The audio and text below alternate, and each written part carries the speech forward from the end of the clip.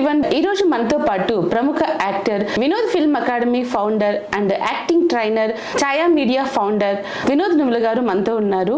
ఆయన గురించి, ఆయన జర్నీ గురించి ఆయన మాటల్లోనే తెలుసుకుందాం. నమస్తే అండి. నమస్తే అండి. Welcome to my channel. మేము పిలవగానే మీరు ఇక్కడికి వచ్చినందుకు చాలా థ్యాంక్స్ అండి. ఎందుకంటే చాలా రోజుల నుంచి మీరు ఫ్రెండ్ అయినప్పటికీ కూడా నేను మిమ్మల్ని పిలవడానికి ట్రై చేశాను, కానీ ఫ్రెండ్ కదా బాగోదు, అడిగితే ఏమని అనుకుంటారేమో అని ఆలోచించాను. సో ఈరోజు నేను పిలిచాను, మీరు వచ్చారు మా కోసం. Thank you so much.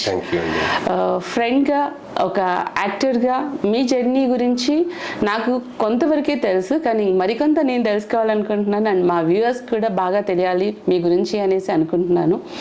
నేను మీ గురించి చెప్పిన దానికన్నా మీరు మీ గురించి చెప్తే ఇంకా హ్యాపీగా ఫీల్ అవుతాను. సో అసలు ఫిల్మ్ యాక్టర్గా మీ జర్నీ ఎలా స్టార్ట్ అయింది? రకరకాల ఇండస్ట్రీస్ ఉన్నాయి, ఈ ఇండస్ట్రీకి రావాలని మీకు ఎలా అనిపించింది? రకరకాల ఇండస్ట్రీస్ ఉంటాయండి, చాలా ఉంటాయి. కాకపోతే ఏంటంటే మనకంటూ ఒక ప్యాషన్, ఇష్టాలు అవన్నీ ఉంటాయి. డబ్బు సంపాదించుకోవాలి అనుకుంటే ఇండస్ట్రీస్ చాలా ఉన్నాయి, కానీ మనం ఈ ఫీల్డ్లోకి వచ్చామనంటే ఎంతో ప్యాషనేట్గా ఉంటే మాత్రమే ఈ ఫీల్డ్లోకి రాగలుగుతాం, అదర్వైజ్ రాలేం.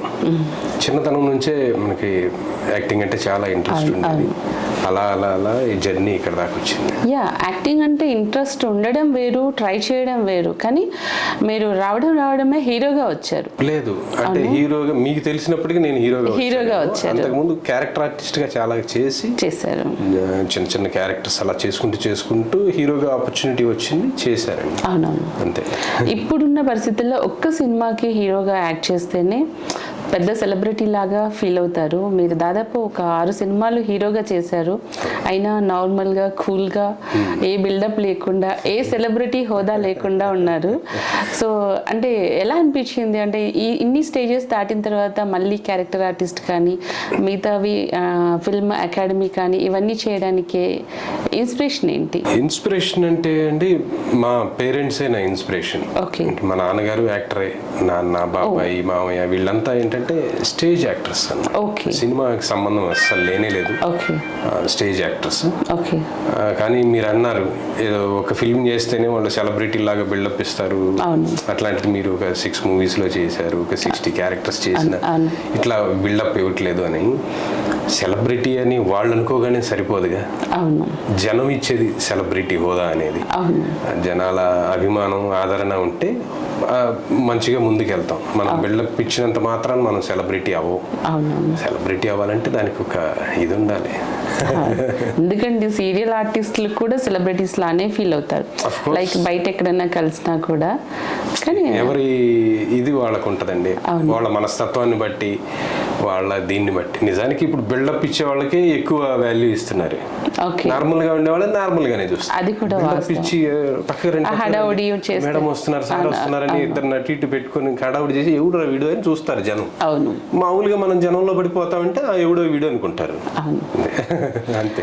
6 movies హీరోగా యాక్ట్ చేసినప్పుడు తర్వాత మళ్ళీ హీరోగా ఎందుకు ట్రై చేయకుండా వేరే క్యారెక్టర్స్ చేశారు? అవేమి నేను ట్రై చేస్తే రాలేదండి నిజానికి. నాకు హీరో, విలన్ అన్నో ఇట్లా పర్టికులర్ గా ఇది చేయాలి అని ఏం లేదు. ఒక మంచి యాక్టర్ అనిపించుకోవాలి అనేది మాత్రమే నా టార్గెట్. దానికి ఏ మూవీకి వెళ్ళినా సరే నేను అది అనిపించుకొని వస్తా. నాకు జేబు సాటిస్ఫాక్షన్ కంటే జాబ్ సాటిస్ఫాక్షన్ ఇంపార్టెంట్, బయటకంటే లోపల. కానీ బ్రతకడానికి మనీ కూడా కావాలి కదండి. ఆఫ్ కోర్స్ అవి ఇస్తారు ఎలాగో, అవి ఇచ్చేది ఎలాగో ఇస్తారు. కానీ అక్కడ వెళ్ళిన తర్వాత బాగా చేశాడు రా, సింగిల్ టేక్ లో చేసేసాడు, అయితే అందరికంటే బెటర్ గా పర్ఫార్మ్ చేశాడు అన్న పేరు నాకు కావాలనేది నా టార్గెట్. అదే చేస్తా ఉంటాను నేను సాధారణంగా. హీరోగా యాక్ట్ చేశారు, తర్వాత ఇప్పుడు క్యారెక్టర్ ఆర్టిస్ట్ గా చాలా సినిమాల్లో మంచి మంచి రోల్స్ చేశారు. సో అంటే అప్పటికి ఇప్పటికి అంటే యాక్టింగ్ లో కానీ లేకపోతే రోల్స్ కానీ ఇంపార్టెన్స్ తగ్గుద్ది. హీరో రోల్ అంటే ఇంపార్టెంట్ రోల్, అతని చుట్టూనే కథ అంతా తిరుగుతుంది. క్యారెక్టర్ ఆర్టిస్ట్ అంటే జస్ట్ ఒక 5 minutes 10 minutes ఉంటారు కదా. సో డిఫరెన్స్ మీకు ఏమన్నా ఇబ్బందికరంగా అనిపించిందా? ఏముండదండి, అంటే మనం ఫీల్ అయ్యేదాన్ని బట్టి ఇబ్బంది పాడు అనేవి ఉంటాయి. హీరో అనగానే హీరో గారు అని చెప్పేసి ఫస్ట్ హీరోకే ప్రిఫరెన్స్ ఎక్కువ ఇస్తారు. నేను అప్పుడు కూడా అలా ఏం తీసుకునేవాడిని కాదు. స్పెషల్ గా వాళ్ళు అంటున్నా సరే నేను అందరితో కలిసి కూర్చుని కూర్చొని అందరితోనే ఇది చేయటం అట్లా ఉండేవాడిని. ఓకే. ఎందుకంటే నాకు తెలుసు ఓకే హీరో అనేది ఏం శాశ్వతం కాదు. ఓకే. ప్లస్ మనం చేసిన సినిమాలు ఏం సూపర్ డూపర్ హిట్లు అయిపోయి మనం ఒక్కసారి రామ్ చరణ్ రేంజ్కో ఎన్టీఆర్ రేంజ్కో వెళ్తాం అనేది కాదు. అవును. ఆపర్చునిటీ వచ్చింది, ఆ సినిమాలో హీరో అనేది ఆ మెయిన్ లీడ్ అంతే. Okay. Important character, main character అది. ఓకే. మిగతా అన్ని కూడా క్యారెక్టర్స్ ఓకే. అంతే, డిఫరెన్స్ తప్పితే ఏమీ లేదు. హీరోగా చేశారు అంటే యాక్టింగ్లో మీరు ఆల్రెడీ ఇండస్ట్రీలో ఉన్నారు, ఒక యాక్టర్గా మిమ్మల్ని మీరు ప్రూవ్ చేసుకున్నారు కాబట్టి ఇప్పుడు 60 సినిమాల్లో మంచి రోల్స్ ఇచ్చారు. సో యాక్టర్గా బిజీగా ఉండే మీరు వినోద్ నువ్వులా ఫిల్మ్ అకాడమీ పెట్టడం అంటే అది దేనికోసం? అంటే ఎక్స్ట్రా బర్డెన్ కదా మీకు వినోద్ ఫిల్మ్ అకాడమీ. అదేంటంటేనండి, యాక్చువల్లీ కరోనా టైంలో నాకు ఎప్పటి నుంచో ఉండేది, నన్ను అడుగుతా ఉండేవాళ్ళు, ఓకే మీరు మంచి యాక్టర్ ఆల్రెడీ ట్రైనింగ్ తీసుకొని మీరు వచ్చారు, ఓకే బాగా నేర్పించగలరు, ఓకే నేర్పించవచ్చు కదా అని చాలా మంది అడిగేవారు. ఓకే. అడిగితే నేను నాకు ఇన్స్టిట్యూట్ లేదు, నేర్పాలనే ఉద్దేశం లేదు నాకు, అట్లా ఇట్లా పోస్ట్ పోన్ చేసుకుంటూ వచ్చేవాడిని. ఓకే. కరోనా టైంలో ఏమైందంటే సడన్ గా షూటింగ్స్ అన్ని బంద్ అయిపోవటం, ఈలోపు ఏదో ఒకటి చేయాలి, ఖాళీగా ఉండొద్దు అన్న ఉద్దేశంతో ఇది క్లాసెస్ చెప్తాను అని చెప్పేసి పెడితే ఒక 6 మెంబర్స్ జాయిన్ అయ్యారు ఫస్ట్ బ్యాచ్. అట్లా అట్లా రన్నింగ్ లో పడిపోయి చిన్నగా ఇప్పుడు ఒక 500-600 మెంబర్స్కి ట్రైనింగ్ ఇవ్వాలి. అవును. దాంట్లో అసలు మీరు ఏం నేర్పిస్తారు మీ అకాడమీ? మేము నేర్పించేదంటే యాక్టింగ్ అండి. ఓకే. యాక్టింగ్లో చాలా ఉంటాయి కదా. యాక్టింగ్లో రకరకాలు అంటే యాక్టింగ్లో సిలబస్ చాలా ఉంటుంది. ఓకే. కానీ కోర్సు మాత్రం యాక్టింగ్ కోర్స్. ఓకే. నేను నాతో పాటు 4 ఫ్యాకల్టీస్ ఉన్నారు. కిషోర్ దాస్ గారు సీనియర్ యాక్టర్, యాంకర్, ఆయన ప్రిన్సిపల్ గారు. బబ్లు గారు అని head of the department acting కి, తను చిత్రం, చిరుత సినిమాస్ లో యాక్ట్ చేసిన బబ్లు గారు.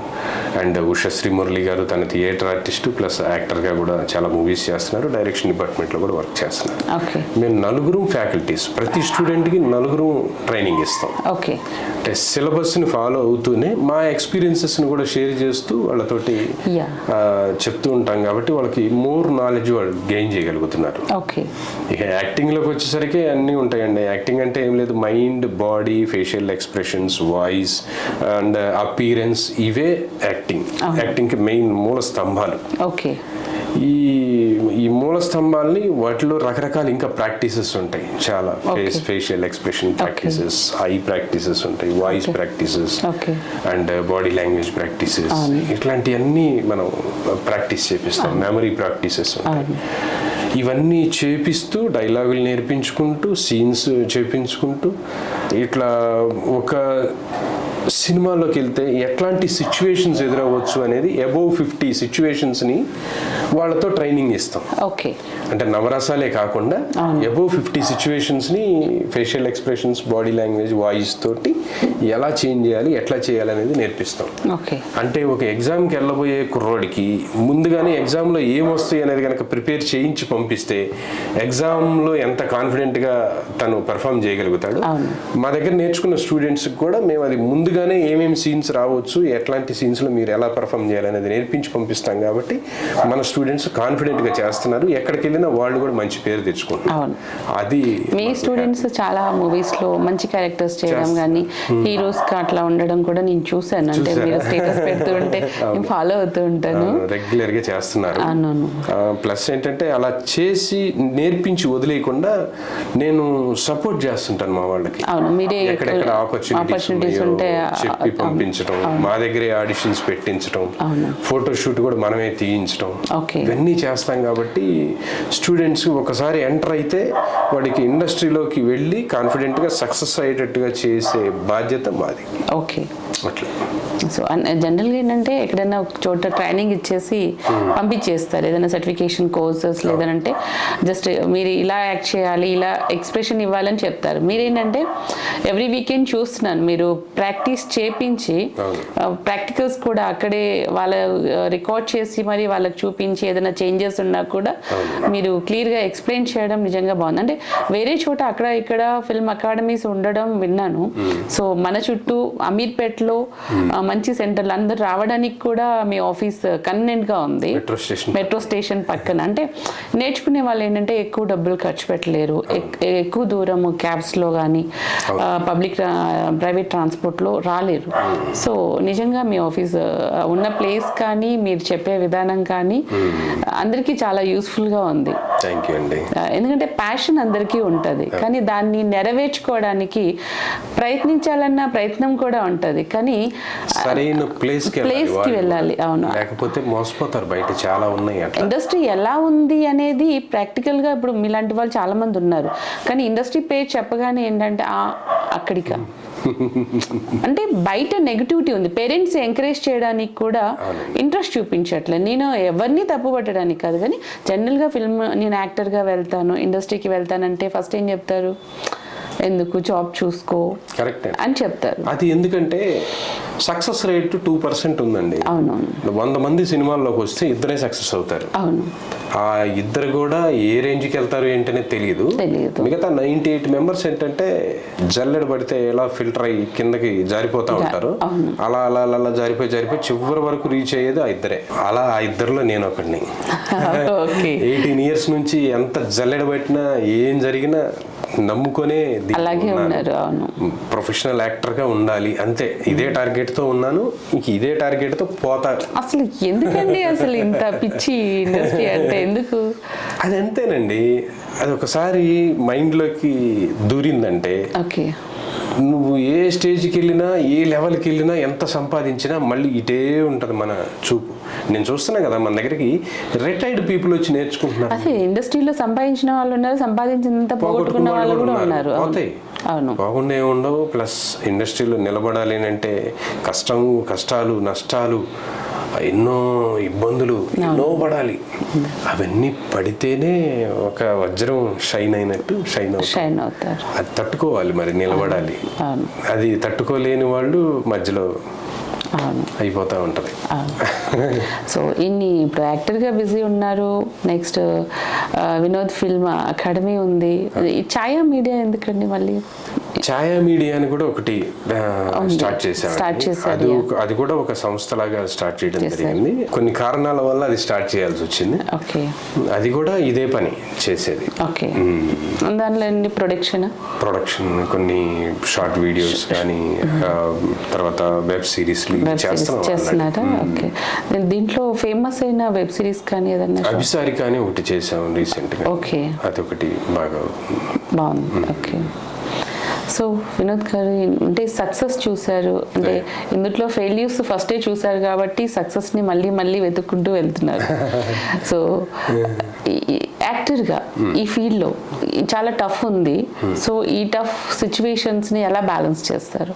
బ్యాలెన్స్ అంటే ఫ్యామిలీ సపోర్ట్. ఎగ్జాక్ట్గా ఫ్యామిలీ సపోర్ట్ లేకపోతే కష్టం. ఫ్యామిలీ సపోర్ట్ ఉంటుందండి, అది లేకపోతే చాలా కష్టం. Family support, friends support.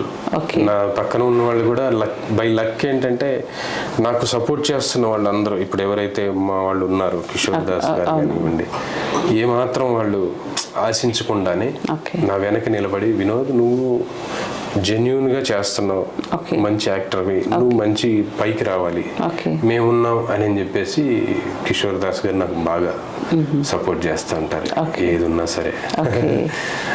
అట్లాగే బబ్లు గారు కానీ వీళ్ళందరూ నాతో పాటు ఉన్న స్టాఫ్ కూడా జెన్యూన్ పర్సన్స్ ఉన్నారు. నేను ఉన్నా లేకపోయినా వాళ్ళు బాగా చూసుకోవడం. నిజం చెప్పాలంటే నా స్టూడెంట్స్ కూడా నాకు చాలా సపోర్ట్. వాళ్ళు వచ్చి నేర్చుకుని పోయిందే కాకుండా వాళ్ళు ఇంకా 10 మందికి చెప్తారు వినోద్ ఫిల్మ్ అకాడమీ చాలా బాగుంటుందండి, జెన్యూన్ గా ఉంటారు సార్, బాగా సపోర్ట్ చేస్తారు అని చెప్పేసి వాళ్ళే నాకు ఎక్కువ సపోర్ట్ చేస్తుంటారు. నాకు అట్లాంటి స్టూడెంట్స్ దొరకడం కూడా నా అదృష్టం. Love you guys. సో మంచి